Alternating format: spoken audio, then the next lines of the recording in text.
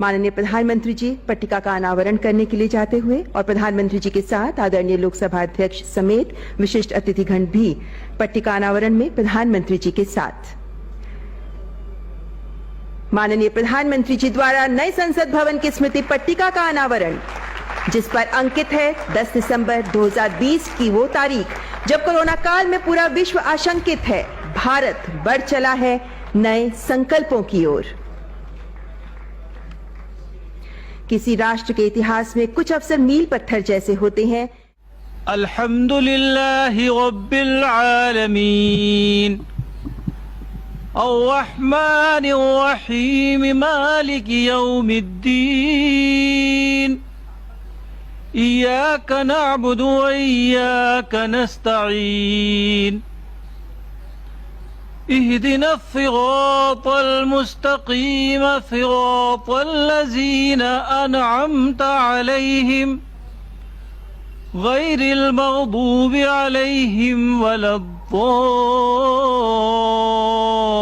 الضالين هو الله الذي لا إله إلا هو عالم الغيب والشهادة هو الرحمن الرحيم هو الله الذي لا إله إلا هو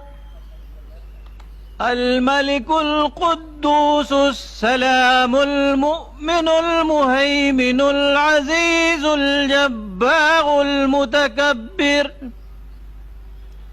سبحان الله عما يشركون هو الله الخالق البارئ المصور له الأسماء الحسنى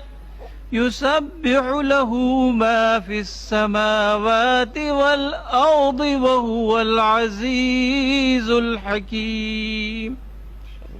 صدق الله العظيم।